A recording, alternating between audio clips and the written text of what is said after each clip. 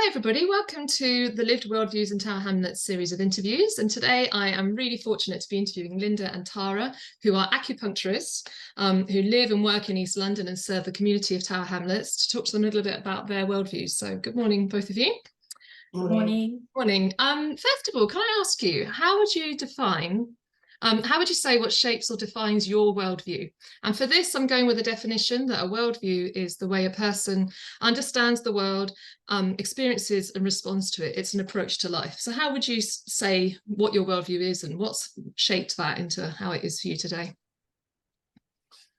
I would say that I'm very much in touch with, as a pagan, as a modern day pagan, very much in touch with the seasons and nature and the elements, and very respectful of the turning of the wheel of different times of year. So now it's autumn.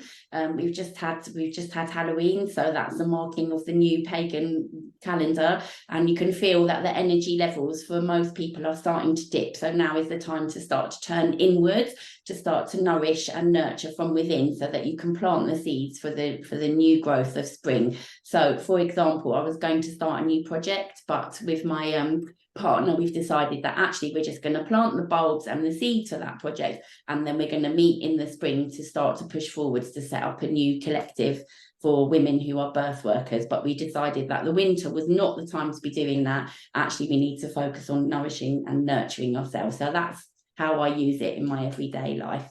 And how has that sort of been informed, or what made you come to that approach to how you see things? I think I've always believed in other things other than just this world that we have. So even as a young child, I remember I used to make spells and flick them off the balcony, and I was always very spiritual. My mum is not at all spiritual, so for her I think it was a bit of a shock.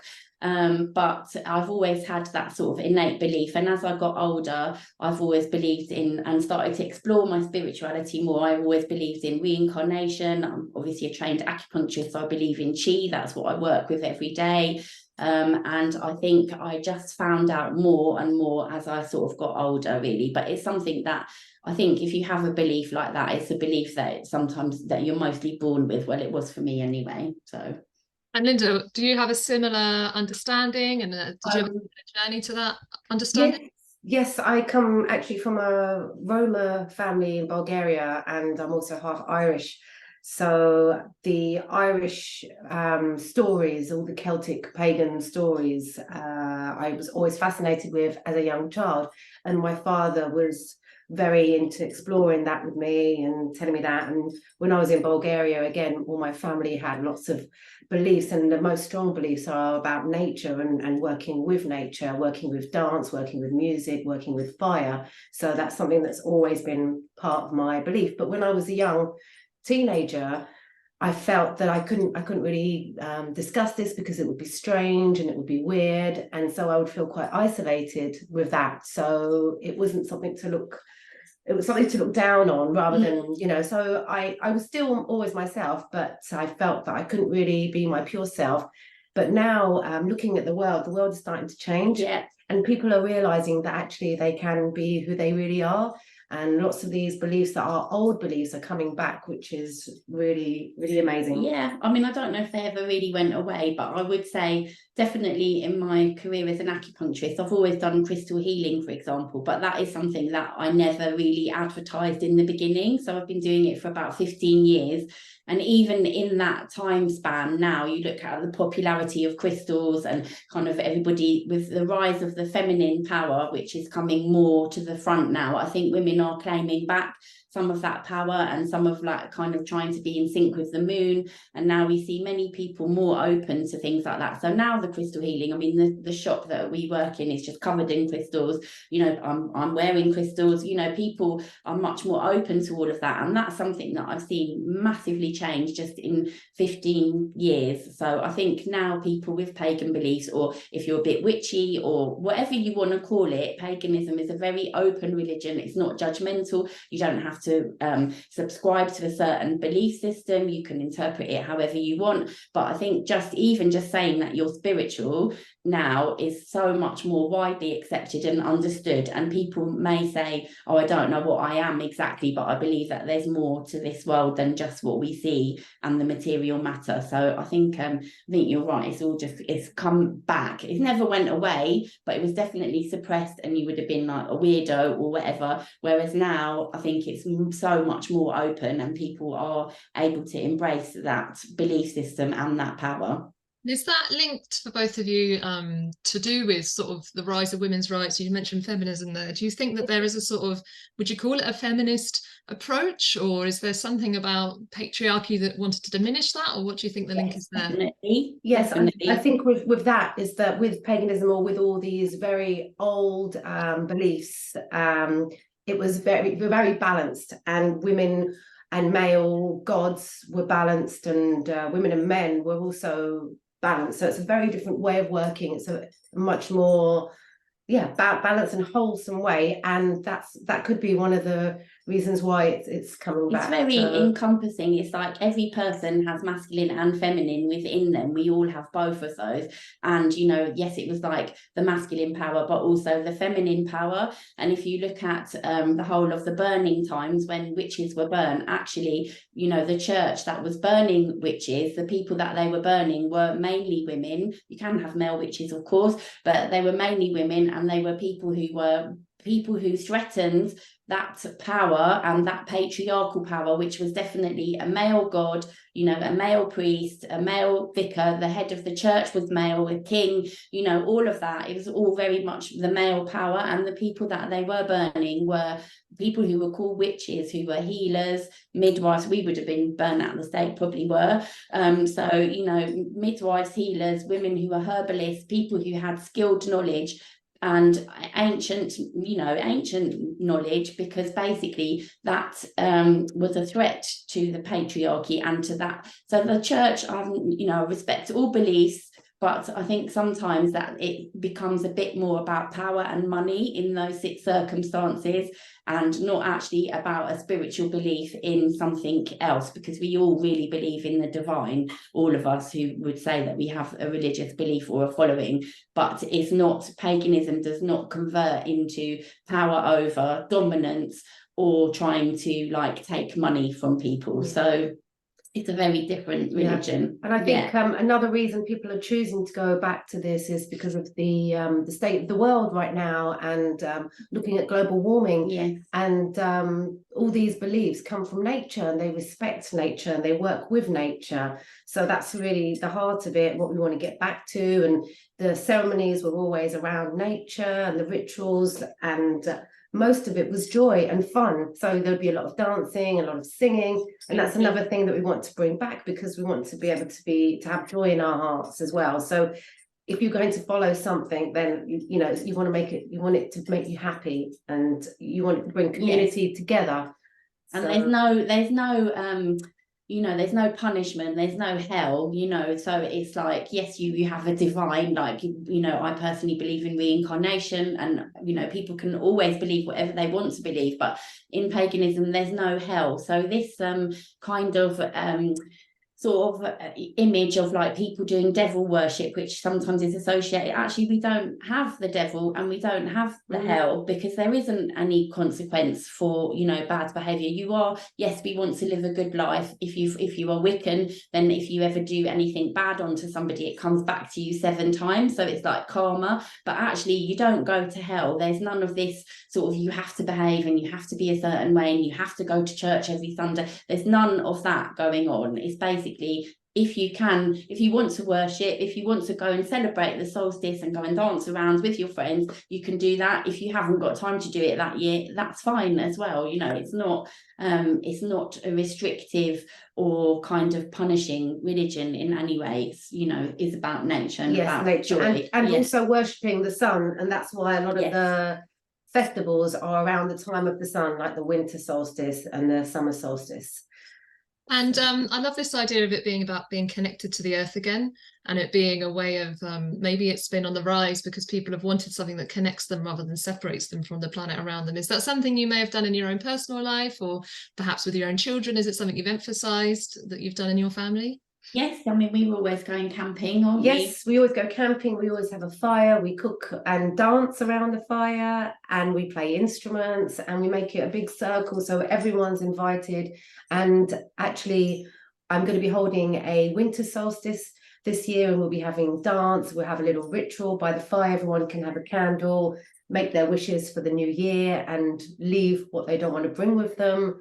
So that's a little ceremony to bring the community together, so everyone in the local area is invited.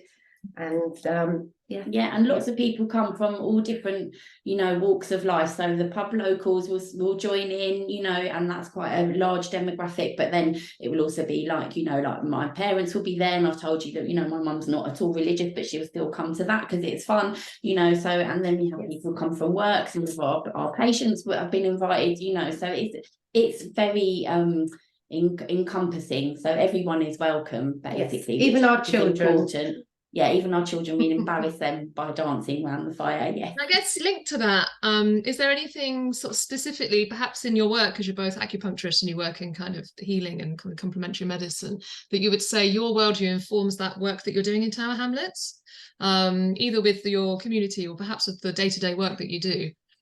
How does your worldview inform that? I think when I first set up the clinic, I definitely did, you know, set intentions for it. So, I mean, I do metaphysical business planning, as you know. So I do kind of make sure that actually the way that the business is running is aligning with my personal beliefs, you know, so it's not just a money-making thing. It's actually, you know, a life work and a life passion, and it is as a healing centre to, you know, many sort of pagans and witches are actually healers. So it's actually to heal the local community. We offer low-cost acupuncture here, you know, and I did set a lot of intentions. I did kind of cleanse the space, you know, do lots of Reiki symbols and all of that when we first opened, and it does kind of regularly get cleansed as well. So some people are just coming because they've got pain in their shoulder, and that's fine, and some people are more open to the other types of modalities. So Linda's also a sound healer. We both do Reiki and crystal work as well, and sometimes people ask to combine